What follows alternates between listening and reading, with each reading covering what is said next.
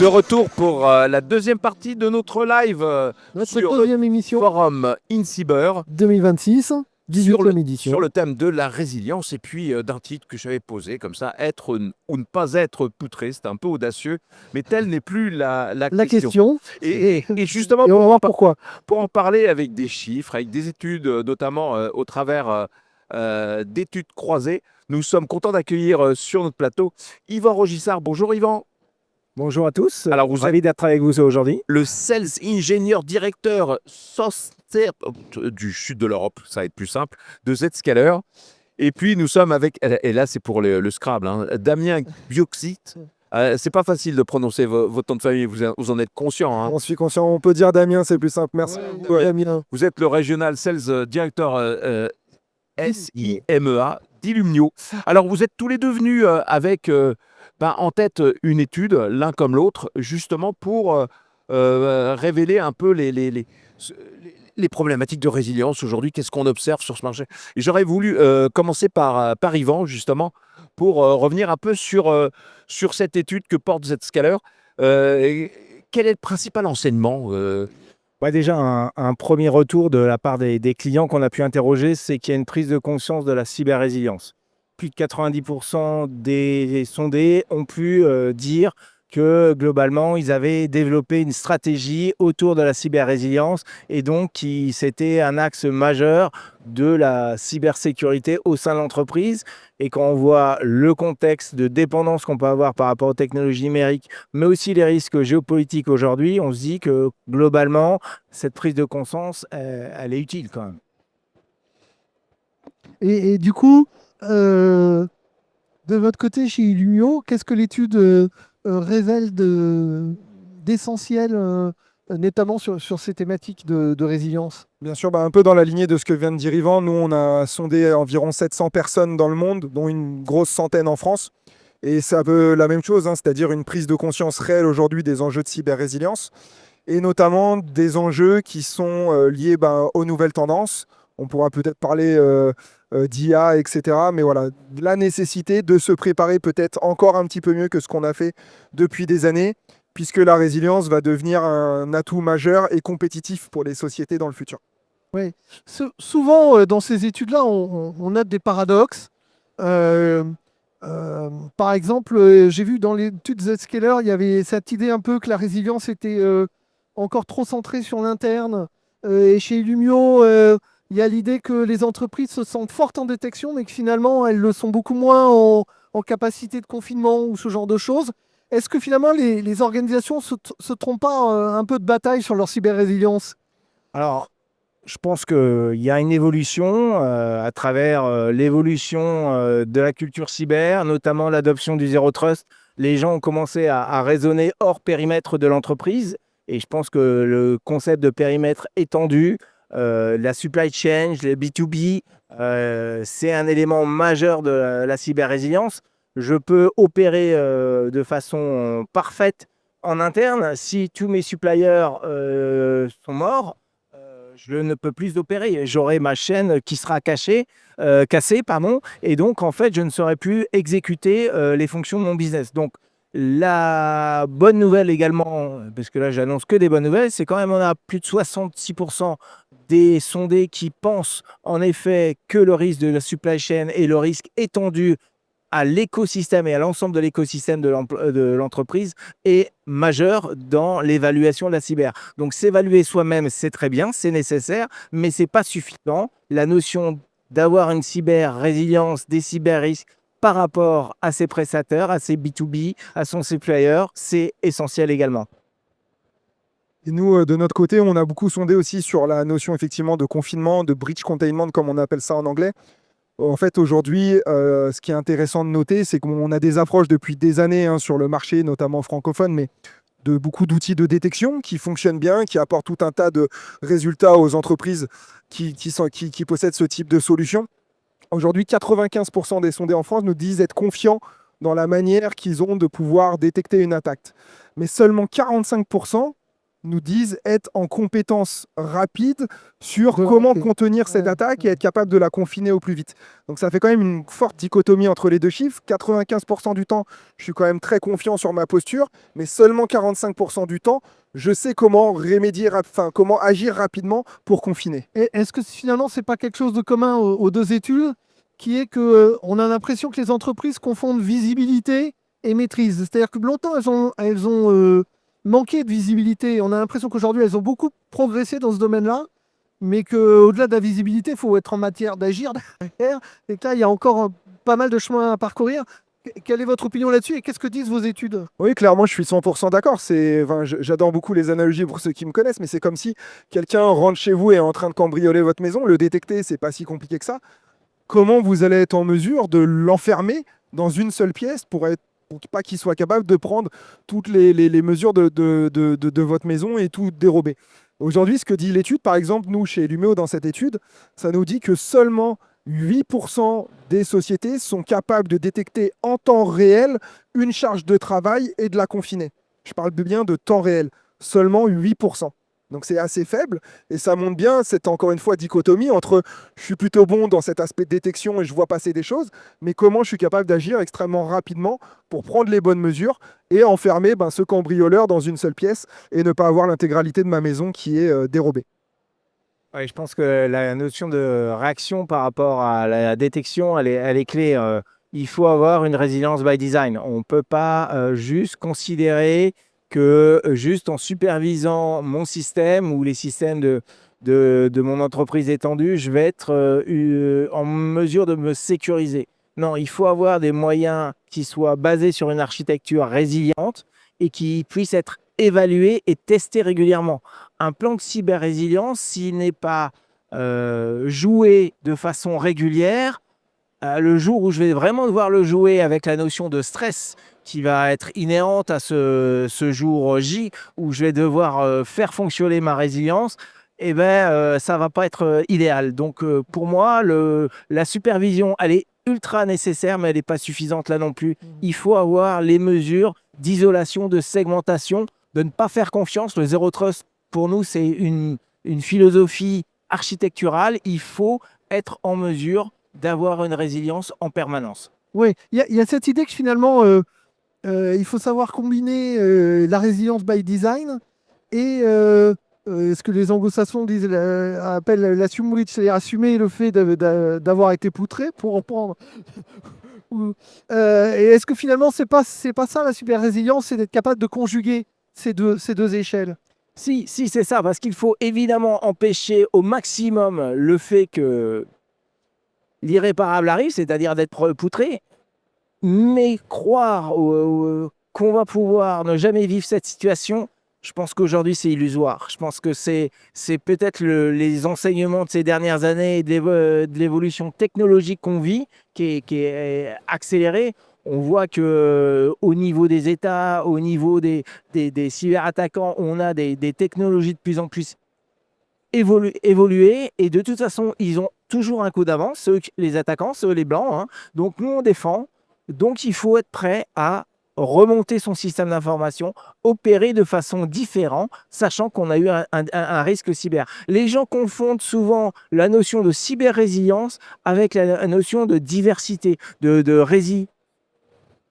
pouvoir basculer d'un système à un autre ou des choses comme ça. Il faut aussi savoir redémarrer à froid une fois que l'irréparable a été commis. Oui, je dirais qu'on en a parlé, mais poutré ou ne pas être poutré, c'est plus la question. Je pense que tout le monde l'a compris. Et maintenant, il faut vraiment assumer le fait que lorsque je vais être sous une attaque, il va falloir que je puisse être résilient et redémarrer le plus vite possible avec le moins d'impact possible. Ça, c'est le futur. Et par rapport à tout ce qu'on connaît aujourd'hui, il y a aussi, on a parlé de tout un tas de contextes géopolitiques, mais il y a aussi l'avènement de l'IA. Et je pense qu'aujourd'hui, c'est un sujet qui commence à être pris en compte par tout un tas d'entreprises, de COMEX, etc. Mais nous, dans notre étude, par exemple, on dit que seulement 21% des décideurs considèrent le shadow LLM, donc l'usage de LLM non connu par les métiers, enfin, par le service informatique, comme un risque. Je pense que ce chiffre, il doit complètement et drastiquement augmenter dans les mois et les années à venir si on veut se prémunir de tout ce qui va arriver en termes de vagues d'attaques par l'IA. Voire même déjà ce qui arrive déjà, hein. Et ce qui arrive déjà, clairement. Oui, je suis tout à fait d'accord. En fait, on a des disruptions technologiques, j'en parlais tout à l'heure, qui font que de toute façon, l'irréparable peut arriver. L'avènement de l'IA est majeur, l'avènement de tout ce qui est quantique est majeur également. Il y a énormément de data aujourd'hui qu'on ne pas potentiellement capable de déchiffrer aujourd'hui, mais demain, avec des capacités quantiques, seront un jeu d'enfant à déchiffrer. Et ça, je pense que là, on revient encore sur l'awareness. Là, au niveau awareness, il y a un gap. Il y a seulement 50% des gens qui considèrent qu'ils ont inclus l'AI et ou le quantique dans leur politique de cyber-résilience. C'est un problème très important parce que si demain j'ai de la donnée qui s'évade à travers un Shadow AI, absolument un LLM non maîtrisé, c'est de la donnée de l'entreprise. Donc il y a un risque pour l'entreprise. Et derrière, si demain je me fais dérober de la donnée, même si elle est chiffrée, sachant que j'ai le quantique qui arrive et qui va permettre demain à tout un chacun, notamment des États, de déchiffrer, à la volée les informations, c'est quand même des données confidentielles de l'entreprise qui vont pouvoir être exploitées par des acteurs malveillants. Donc je pense que là, autant on était plutôt bien sur l'entreprise étendue, sur la notion de risque cyber, je pense que sur des facteurs comme l'AI et le quantique qui émergent, hein, mais qui sont là aujourd'hui, je pense que là, il y a encore besoin d'éducation et d'awareness qui augmente chez les responsables cyber. Oui, je dirais que c'est presque d'autant plus inquiétant que finalement, quand on regarde un peu vos études, on a l'impression que bon, les budgets cybersécu montent un peu ou stagnent, mais que l'efficacité réelle, elle n'est pas toujours à la hauteur des attentes.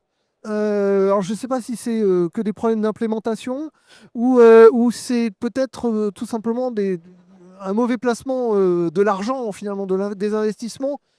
Je pense pas que ce soit un mauvais placement de l'argent, pour être franc. Encore une fois, il faut pas avoir un constat trop négatif. Je pense que les entreprises ont fait tout un tas de choses depuis des années, ont fortement amélioré leur posture de cyber et c'est bien. Je pense qu'en fait, en réalité, le constat, il est simple. Il y a de plus en plus d'attaques. Et il ne faut pas oublier une chose, c'est que quand nous, on est défenseur, qu'on a la posture du client final de devoir se défendre, il faut se défendre bien à chaque fois. L'attaquant, lui, il a besoin de réussir une seule fois pour gagner, hein. C'est un peu comme si j'étais dans un match de foot et je fais 300 tirs, j'ai besoin d'en mettre un seul pour gagner le match. C'est beaucoup plus facile que d'être le gardien et d'en arrêter C'est la 300. fameuse inégalité sur laquelle repose la cybersécurité. Exactement. Tout défendre tout le temps d'un côté et attaquer que quand on veut et juste ce qu'on veut.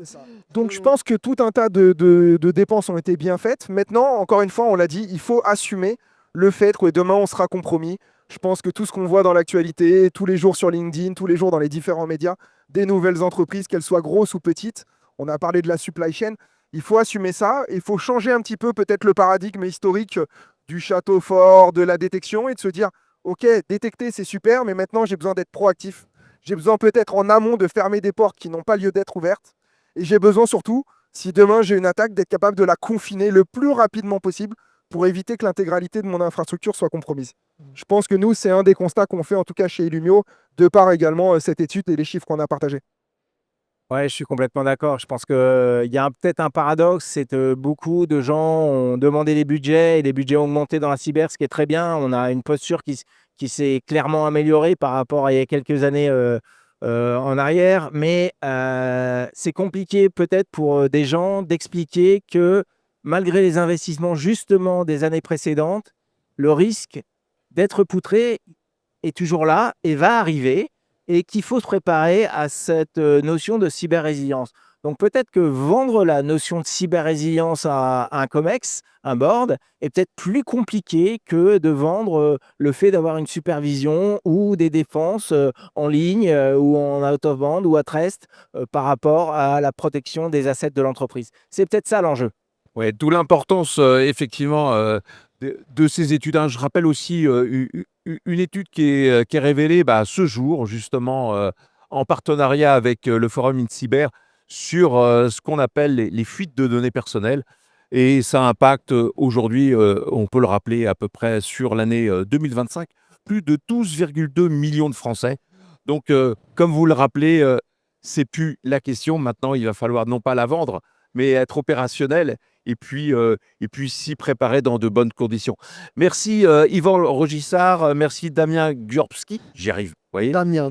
Damien, respectivement de Zscaler et Illumio, d'être venu nous rappeler au travers de vos études ce chiffre. respectives, de ces chiffres, l'importance de prendre vraiment au sérieux ce besoin de résilience. Avec plaisir, merci à vous également.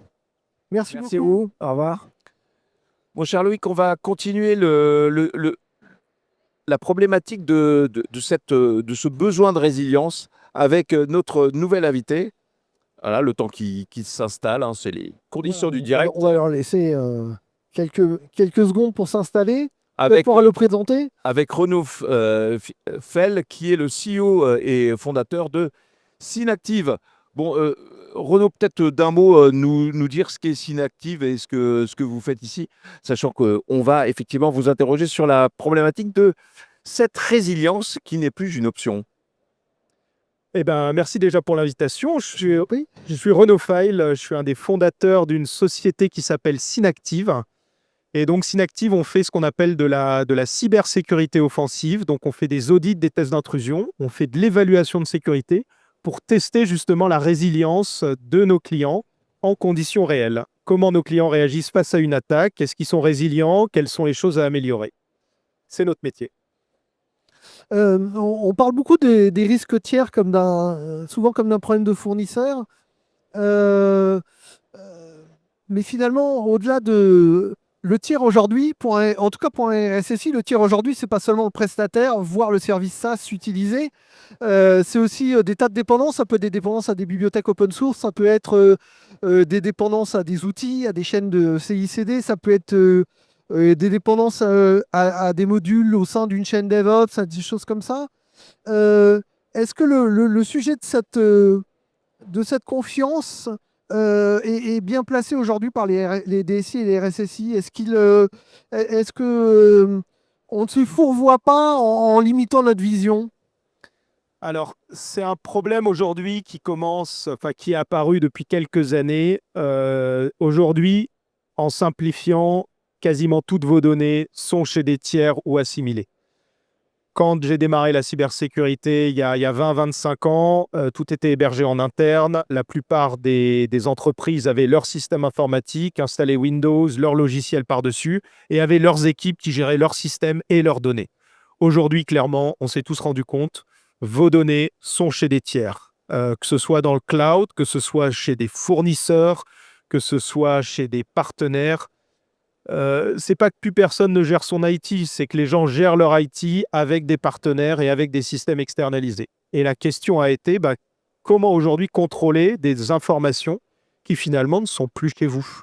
Ça a été c'est un véritable enjeu, y compris en termes de sécurité. Comment contrôler ce qui n'est plus chez vous?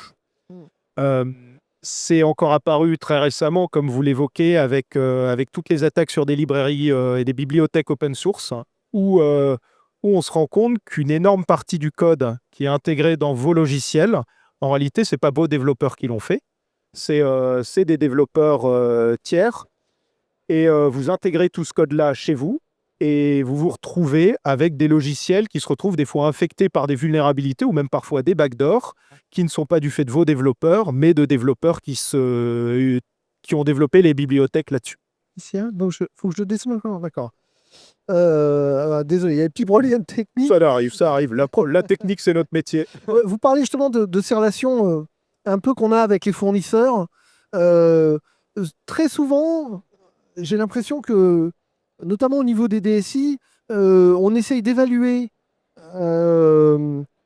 les risques de ces fournisseurs à travers des questionnaires. Mais quelle est la valeur aujourd'hui de ces questionnaires et comment justement on peut aller au-delà? Parce que cette valeur-là, elle est pas assez technique peut-être pour être valable. C'est une très bonne question.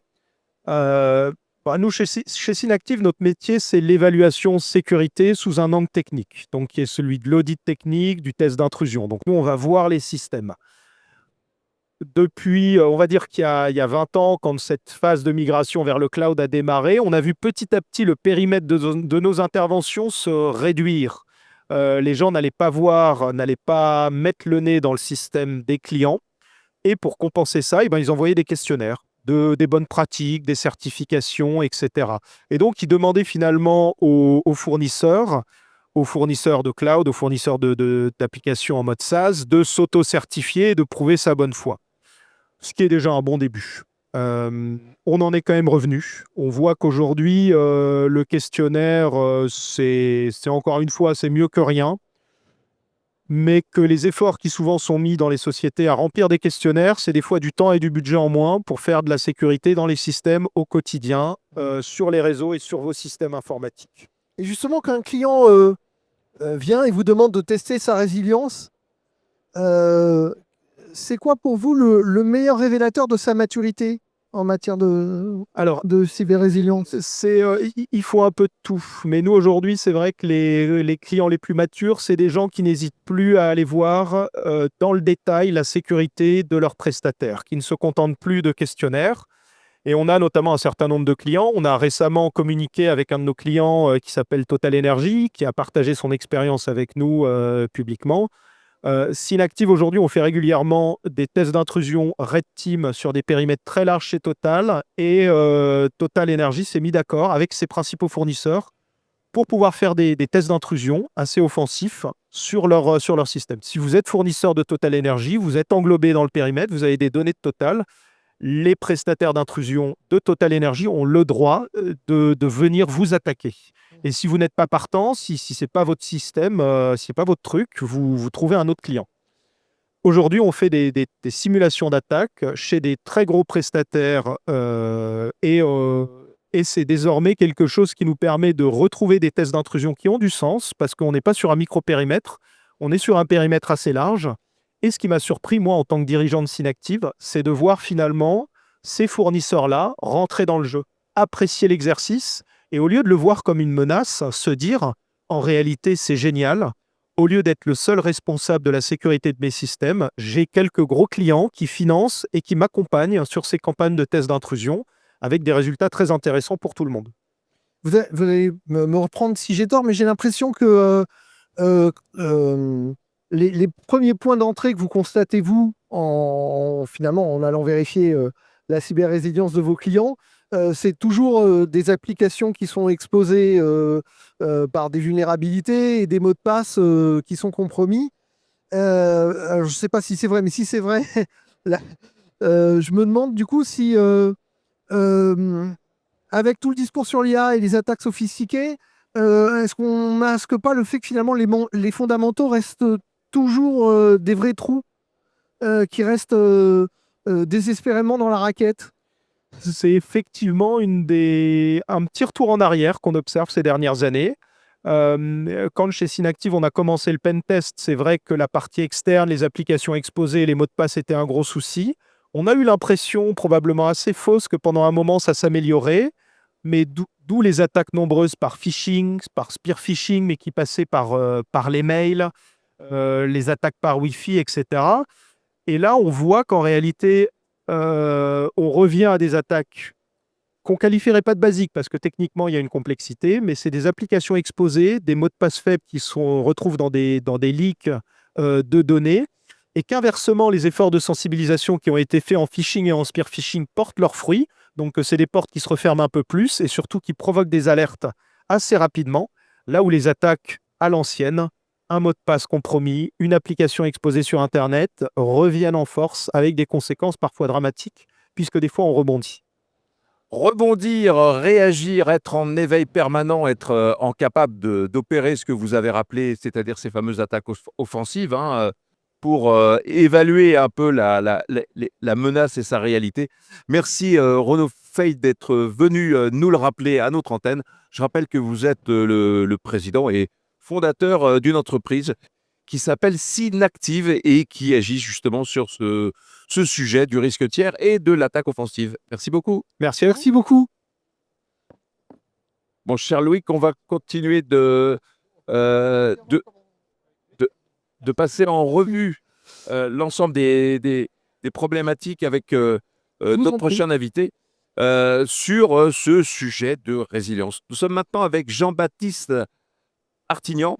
Bonjour, oui, Bonjour. c'est ça. Bonjour Jean-Baptiste. Bonjour. Vous êtes le cofondateur d'une solution qui s'appelle, enfin d'un cabinet qui s'appelle Blue Secure. Alors, expliquez-nous un petit peu voilà, le domaine d'activité sur lequel vous opérez. Si je comprends bien, c'est la sensibilisation, puisqu'on on a parlé d'évaluer justement les risques en attaquant hein, de manière active. Les risques techniques et technologiques. Voilà. Et bah, il faudrait quand même aussi revenir un petit peu sur les, les, les conséquences que ça peut avoir, et puis surtout sur ce qu'on met entre généralement la chaise et le clavier, c'est-à-dire l'humain. C'est un peu ça. Effectivement, donc nous, on est spécialisé dans le facteur humain. Vous savez, tous les ans, vous avez Verizon qui publie un rapport sur les fuites de données. Et chaque année, on estime que le facteur humain est à l'origine de 70 à aussi la 80% des fuites de données. Donc pour ça, un des remèdes, c'est la sensibilisation. Donc sensibiliser effectivement les utilisateurs au risque cyber. Seulement, c'est pas facile de sensibiliser les utilisateurs au risque cyber parce que déjà, ils ont dans l'entreprise beaucoup d'autres sujets auxquels on veut les sensibiliser. Vous savez, aujourd'hui, vous avez la RSE, la prévention de la corruption, des réglementations dans certains secteurs. Donc finalement, la cybersécurité se retrouve noyée au milieu d'autres sujets. Et donc, le challenge, c'est comment on se démarque pour quand même marquer les esprits avec un sujet qui est très important. Parce qu'aujourd'hui, bah voilà, il suffit de regarder l'actualité quand même, c'est assez prégnant, hein, les fuites de données, les cyberattaques. Donc comment on fait quand même pour marquer les esprits des utilisateurs? Et donc justement, nous, chez BlueSecure, on travaille sur une approche interactive de la simulation, aussi de la gamification, pour mettre en situation les utilisateurs et finalement qu'ils ne soient pas ennuyés par des formats très classiques. Pour commencer, pendant des années, on a parlé du collaborateur comme étant le maillon faible de la chaîne de la cybersécurité. Est-ce que cette formule, elle n'est pas devenue un peu contre-productive aujourd'hui? Et est-ce que finalement, elle ne produit pas un effet de culpabilisation plutôt qu'un effet de transformation des comportements? Tout à fait, je suis d'accord avec vous. Et moi, j'ai plutôt tendance à dire qu'il faut faire de l'utilisateur le maillon fort. C'est-à-dire le premier et le dernier rempart de défense dans une cyberattaque dès qu'elle arrive pour la couper à l'origine, ou si les vecteurs techniques ont été passés, ben justement, c'est le dernier maillon qui va pouvoir protéger le système. Donc, au contraire, il faut en faire le maillon fort. Et effectivement, aujourd'hui, on va moins vers ce discours un peu où on va culpabiliser l'utilisateur, parce qu'on voit que finalement, ça peut devenir contre-productif. Vous savez, à une époque, vous aviez des outils de simulation de phishing qui envoyaient des simulations de phishing de manière très fréquente et qui reciblaient les utilisateurs qui étaient les moins performants. Et au final, on s'aperçoit avec le temps que c'est contre-productif parce que l'utilisateur se dit, bon, au final, qu'est-ce que je peux faire? Et puis même, voilà, finalement, se dit, est-ce que j'ai vraiment un rôle à jouer? Donc le but, c'est de les responsabiliser. Et pour les responsabiliser, un des enjeux, c'est de comprendre le rôle qu'ils ont à jouer, quel est l'intérêt qu'ils ont. Et même un des axes qu'on exploite chez BlueSecure, c'est de les sensibiliser aux risques qu'ils connaissent même dans leur vie personnelle. Voilà, vous avez des arnaques aux conseillers bancaires ou autres. Donc les intéresser avec ces sujets-là qu'ils connaissent dans leur vie personnelle, parce que de toute façon, les bonnes pratiques qu'ils vont en déduire vont pouvoir les appliquer aussi dans le contexte professionnel. Donc nous, on a plutôt tendance aujourd'hui à favoriser les bons comportements, récompenser notamment les signalements d'email et les signalements d'incidents, plutôt que de sanctionner. Oui, c'est intéressant ce que vous dites, parce que ça donne finalement l'impression que, au-delà de la sensibilisation, qui laisse un peu sous-entendre une idée de pédagogie, c'est presque l'idée d'avoir aujourd'hui un vrai pilotage du risque humain au sein des entreprises. Et comment vous l'abordez, là, justement, ce pilotage du risque humain? Qu'est-ce qui fait l'originalité de l'approche? Alors nous, l'originalité de l'approche, c'est qu'on va combiner effectivement quand même des simulations de phishing, parce que quelque part, c'est une sorte de mise en pratique pour voir si un utilisateur qui a été sensibilisé, quand il est confronté à un véritable email, quels sont ses réflexes, justement, est-ce qu'il va signaler? Et on va donc en même temps alterner finalement des contenus interactifs, gamifiés ou des simulations pour former l'utilisateur avec des vrais envois de phishing. Et on va voir comment l'utilisateur va se comporter. Et justement, s'il signale, on va voir que son score de maturité finalement cyber augmente. Et on va pouvoir piloter ça à l'échelle d'un utilisateur, d'un département et d'une organisation pour suivre un petit peu la tendance dans le temps et voir comment on s'améliore et pouvoir justement ensuite entreprendre des actions pour améliorer finalement ce score de maturité, mais avec cette logique que vous disiez, plutôt de la responsabilisation, donc favoriser les signalements, les bons comportements des utilisateurs. Est-ce que aujourd'hui, on parle beaucoup d'IA, on voit qu'IA rentre dans toutes les entreprises, elle est en train de déplacer un peu le centre gravité du risque cyber, parce que finalement, la part de l'humain et des actions humaines augmente avec l'IA, contrairement à ce qu'on pourrait croire, elle a tendance à augmenter, en tout cas dans ces pratiques d'aujourd'hui. Concrètement, qu'est-ce que l'IA change dans la qualité et l'échelle des attaques de social engineering, par exemple, et comment vous essayez de mettre en place les bons mécanismes pour mettre à niveau l'humain? Alors nous, on fait de la veille sur les attaques d'ingénierie sociale qui visent les utilisateurs, et on a observé effectivement un véritable changement ces dernières années, voire même ces derniers mois. Déjà, vous avez l'IA avec les deepfakes qui rend les attaques de plus en plus réalistes et sophistiquées. C'est qu'aujourd'hui, la technologie est devenue accessible, ce qui fait qu'un pirate peut facilement cloner une voix, cloner un visage. Et là où il y a encore un an, on pouvait avoir des indices pour distinguer le vrai du faux, ça devient maintenant très difficile pour le commun des mortels d'identifier un faux d'un vrai. Pareil sur les emails. Avant, il y a encore 2 ans, en disant les sensibilisations, regardez s'il y a des fautes d'orthographe, c'est un email de phishing. Aujourd'hui, c'est fait par une IA, donc c'est l'inverse. J'ai envie de dire, s'il y a une faute d'orthographe, ça se trouve, c'est que c'est un vrai mail. Ici, c'est un faux, c'est que c'est une IA qui l'a rédigé. Voilà. Donc déjà, ça a changé. Effectivement, on a des attaques de plus en plus sophistiquées, réalistes. Et qu'est-ce qui a vraiment changé ces derniers mois? C'est la personnalisation et le passage à une échelle supérieure. La personnalisation, c'est-à-dire que avant, vous aviez des phishing, tout le monde recevait le même, votre colis n'est pas arrivé, etc. Vous avez quelque chose à payer ou autre. Là, maintenant, en fait, ce qui change la donne avec l'IA, c'est que l'IA, maintenant, vous avez des agents qui sont capables d'aller collecter des informations sur une organisation et même à l'échelle d'un individu. Et en fonction de ces informations, va finalement personnaliser son phishing ou son attaque d'ingénierie sociale en fonction du contexte de l'utilisateur ou de l'organisation et lui envoyer un email qui est ciblé. Et on entend aujourd'hui parler, vous avez eu beaucoup de fuites de données. Donc plus il y a de fuites de données aujourd'hui, plus on donne finalement de la donnée aux attaquants pour venir personnaliser leur attaque, puisqu'on va être capable de cerner un individu, de connaître ses habitudes de consommation pour pouvoir lui adresser un phishing qui est unique. Ça existait déjà avant, on appelait ça le spear phishing. Oui. Mais qu'est-ce qui a changé? C'est que le spear phishing, il fallait que ce soit un individu derrière son bureau qui, de manière unique, il cible un PDG dont il a cherché les infos manuellement. Maintenant, l'agent IA, il est capable de collecter automatiquement les infos, de rédiger les mails automatiquement, et finalement, chaque individu va recevoir un email personnalisé. Et vous savez, on a beaucoup parlé à un moment donné des fermes à trolls qui organisaient ça. Donc, c'était des gens derrière des bureaux. Maintenant, c'est des fermes à agents. C'est des agents IA qui font ça. Ils font ça à grande échelle. Le truc, c'est qu'en fait, j'ai l'impression qu'avec l'IA, on a augmenté la qualité du scénario psychologique d'attaque finalement. Tout à fait.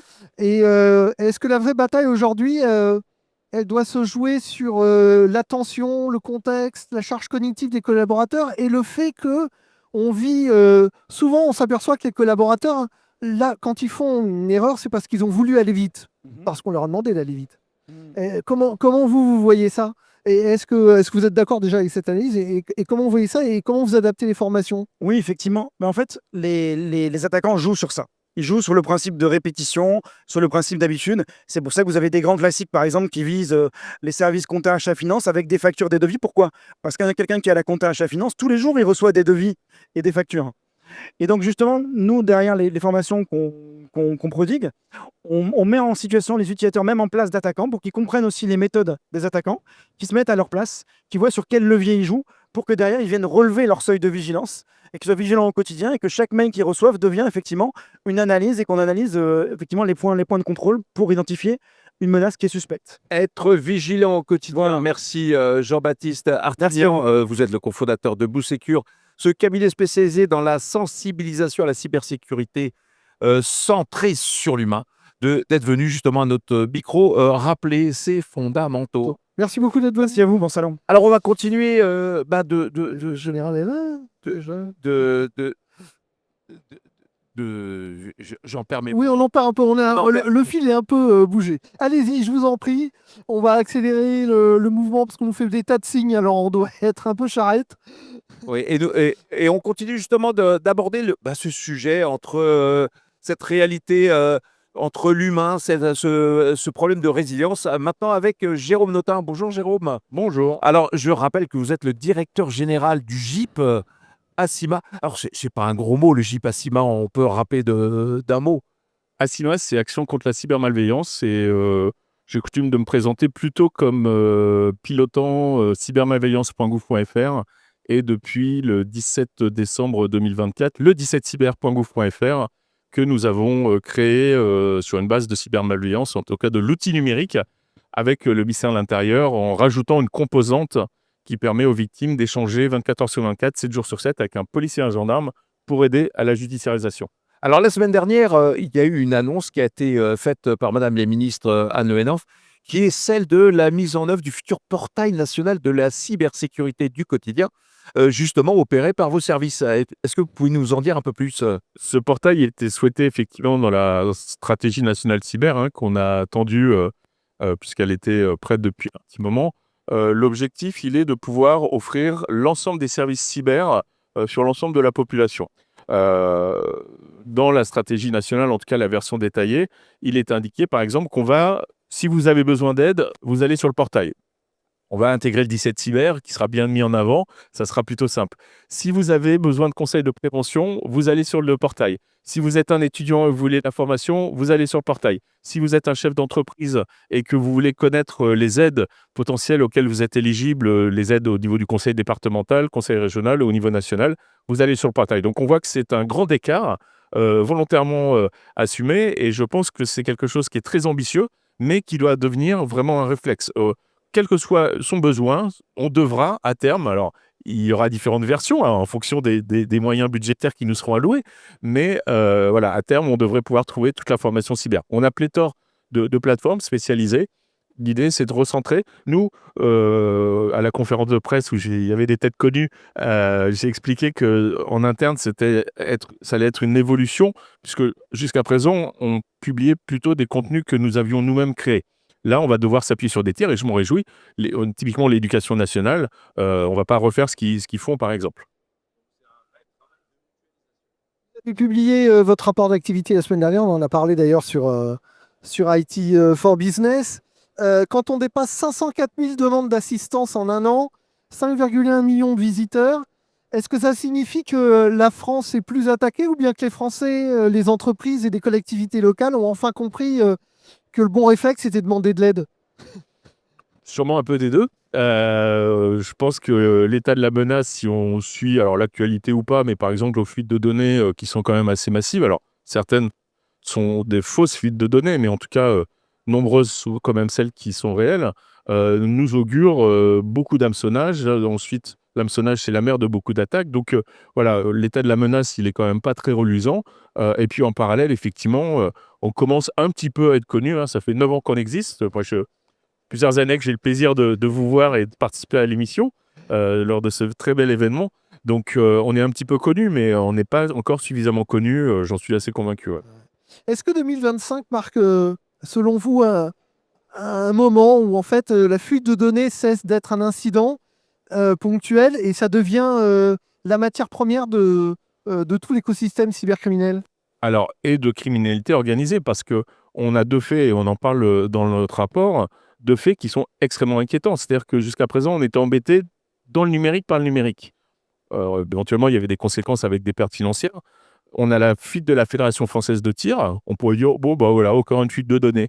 Et puis, on a des fuites liées aux crypto-monnaies qui font que en 2026, et encore aujourd'hui, en 2025, pardon, et en 2026, on a basculé de la sécurité numérique, cyber, quand on est jeune, vers la sécurité physique. Et donc, on a eu des cambriolages, et c'est avéré, les services d'enquête l'ont expliqué, des cambriolages dus au fait de la fuite de données. On le rappelle, c'est pas parce que vous êtes adhérent à la Fédération française de tir que vous avez forcément une arme à feu chez vous, mais bon, la probabilité est quand même importante. Et puis la deuxième, c'est les cryptoactifs avec, et là aussi les médias sont fait écho, des enlèvements, séquestrations, actes de torture, barbarie. On a des gens qui n'ont plus peur d'aller chez des particuliers. On a un cas qui est public où c'était un couple d'environ 80 ans. Ils ont torturé le père, torturé la mère, filmé, envoyé ça au fils qui visait à l'étranger pour dire « Maintenant, tu nous donnes tes cryptoactifs ». On a basculé de ce monde numérique où on était vraiment embêté dans le numérique à des actions physiques. Alors, j'espère que 2026, alors la continuité de ces cryptoactifs, on la connaît. La Fédération française de tir, il y a un peu moins de cas. Donc voilà, j'espère que ça restera deux cas exceptionnels et que on continuera de n'être embêté dans le numérique que par le numérique. Ceci dit, si on lit le rapport, 2026 augure quand même des vagues d'hameçonnage encore majeures, de piratage de comptes, de violation de données. Il y a de quoi être encore très inquiet quand même, non? Les fuites de données qui sont recoupées font que c'est fini le SMS, votre livraison de colis. En tout cas, c'est pas fini, mais on a basculé aussi sur bonjour monsieur untel ou madame untel, votre adresse c'est ça. Et puis avec parfois des fausses images. Depuis quelques semaines, il y a un message pas très bien fait aujourd'hui, mais avec les outils modernes, comme on dit, ça va être beaucoup plus difficile à détecter. Ouais. Bon, on invite tout le monde évidemment à lire le rapport d'activité, mais j'ai une petite dernière question pour finir. Quand cybermalveillance.gouv.fr devient à la fois un observatoire, un guichet d'assistance, un outil de sensibilisation et demain un portail national, est-ce que finalement, on n'est pas en train de bâtir un véritable service public de cyber-résilience, de résilience numérique? Mais j'espère. C'est tout l'objectif. Merci beaucoup. Merci à vous. Merci beaucoup, Jérôme Notin. Je rappelle que vous êtes le directeur général du JPACIMA, hein, le 17 Cyber. C'est une marque, effectivement, qu'il faut avoir en tête. Et comme tu viens de le rappeler, Loïc, c'est un véritable service public en devenir. Et on espère que les moyens seront mis ce coup-ci Ah oui, il va falloir. pour, Ah, oui. pour assumer justement le fait que On va plus là la- parler avec notre nouvel invité. la cybersécurité, aujourd'hui, c'est plus une option et encore moins cette notion de résilience. Pour conclure, nous Vous recevons l'entendez maintenant le général Marc Vatin. Au Il va revoir. falloir que tu parles plus fort parce Oui, que vous on n'a m'entendez pas de retour. Ah, on n'a pas de retour. Je rappelle que vous êtes le fondateur du Forum in Cyber. Et à ce titre, cette année, c'est vraiment l'année que vous avez voulu marquer sous le sceau, on va dire, de ces dépendances technologiques. Alors, mon général, ce qui se passe depuis une année, ça vous parle? Ah bah oui, bien sûr, tout me parle. Ce forum InCyber, 18e du genre, est un forum qui, à mon avis, s'inscrit dans un tournant, un changement complet de paradigme. Et d'ailleurs, quand on va sur les stands, on voit partout AI ou IA. Ça veut dire que l'intelligence artificielle rentre vraiment dans le salon, mais massivement. On en parlait il y a encore 1 an ou 2 ans comme étant un sujet parmi d'autres. Là, il est transversal, il est partout, et donc on a vraiment quelque chose qui nous interpelle, parce que, notamment quand on prend le titre du forum « Maîtriser nos dépendances numériques », on voit bien qu'aujourd'hui, les grands opérateurs d'intelligence artificielle, si je fais abstraction d'un certain nombre d'opérateurs français ou européens comme Mistral AI et ainsi de suite, sont quand même des opérateurs qui relèvent de la big tech, des grandes plateformes que nous connaissons, et qui ont quand même une tendance, si vous voulez, à dominer le monde. Donc la dépendance, l'IA est en train de renforcer nos dépendances au lieu d'essayer de nous en libérer. C'est là la vraie question. Et la question, ce n'est pas une question technique, ce n'est pas une question juridique, c'est une question politique. Vous savez, aujourd'hui, on a vu par exemple en France avec les élections municipales, il y a une vraie crise de la politique. La politique, elle doit revenir grâce au numérique. Parce que c'est le numérique qui nous pose les vraies questions. La question de la dépendance, la question de notre liberté d'action, notre liberté de penser, notre liberté de décider. La capacité, comparant les big tech, un jour, de faire du kill switch, c'est-à-dire en fait de couper. Et de couper l'accès pour des personnes ou de couper l'accès pour tout le monde. Regardez comment un magistrat de la Cour pénale internationale se retrouve en dehors du réseau numérique, par décision.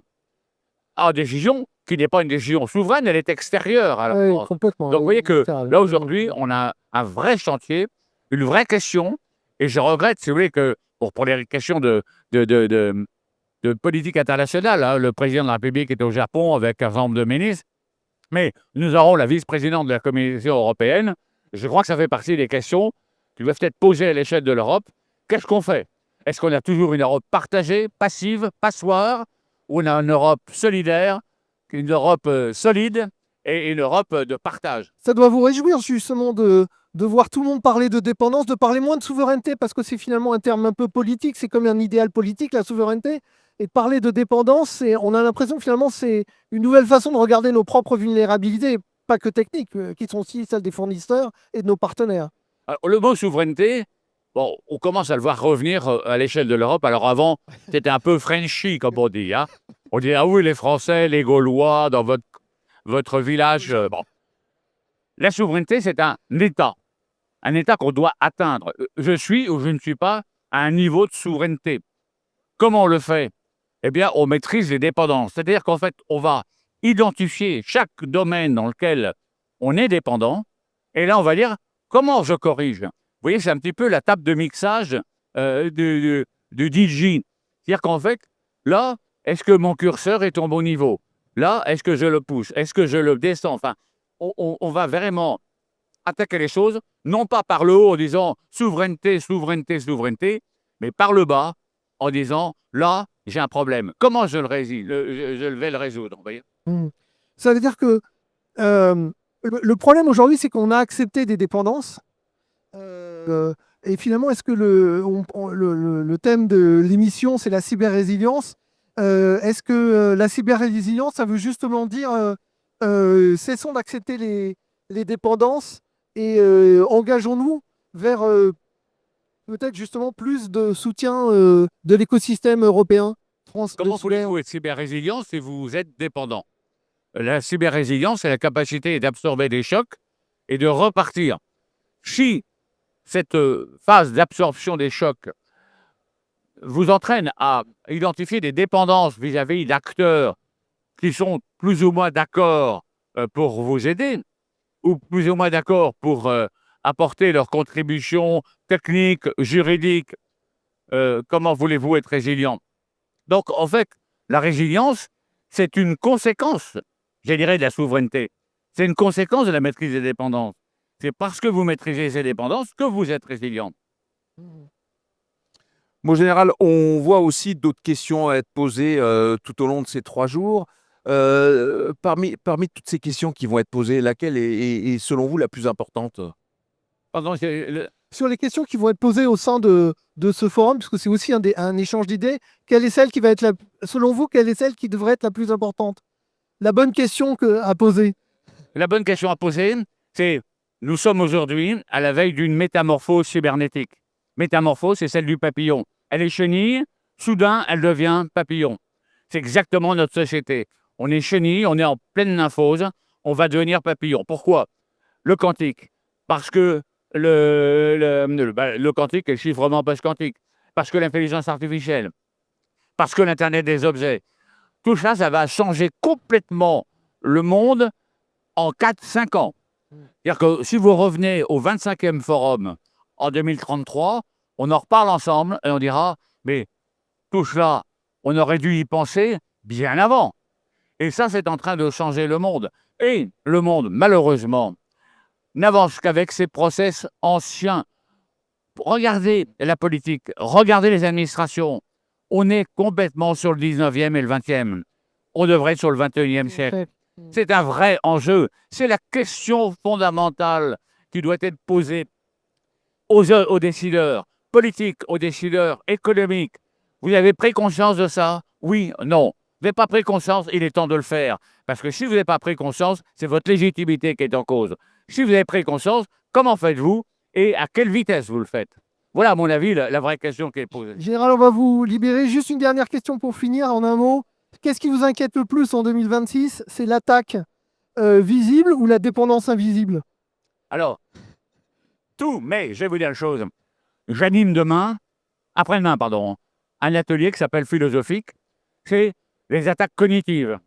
Et ça fait longtemps que je dis, il y a un système de traitement automatisé de données qui est le plus extraordinaire, mais qui est le moins protégé, c'est notre cerveau. Et je crois qu'on va voir dans les années à venir que de plus en plus de cyberattaques ont pour objectif de prendre le contrôle sur notre cerveau, sur nos décisions, nos capacités, notre libre arbitre. Et ça, au travers de la manipulation de l'information, au travers des deepfakes, à travers tout ça, c'est quoi la vérité? Où est la vérité? Et vous voyez qu'on va de plus en plus se poser la question de savoir c'est quoi l'intelligence humaine et comment on la protège par rapport à l'intelligence artificielle. Comment on protège notre intelligence à nous? Merci Général Marc Watin-Howard d'être venu nous rappeler justement à l'ordre sur ces questions qui sont essentielles. Nous clôturerons ainsi notre première journée de live au FIC. Demain, mon cher Loïc, on se retrouvera à peu près à la même heure et on abordera des questions qui sont liées ce coup-ci à la fois à l'innovation et puis on recevra aussi l'ensemble des jeunes pousses, des startups d'écosystèmes qui sont identifiées comme étant innovantes et méritantes pour justement revenir un petit peu sur leur action et puis se poser une petite question. Comment est-ce qu'on innove à l'ère de l'IA? Parce que là, il y a encore effectivement beaucoup de matière à creuser pour arriver justement, comme l'a rappelé mon général, d'anticiper un peu sur les nouvelles menaces qui ne cessent d'arriver. Voilà, et en attendant, on vous laisse réfléchir à la grande question du général, qui était donc de savoir comment on obtient une intelligence humaine résiliente. Ça promet. D'accord, bon, alors on a 24 heures. On a 24 heures. Allez, merci à tous de nous avoir suivis Et à demain. et à demain.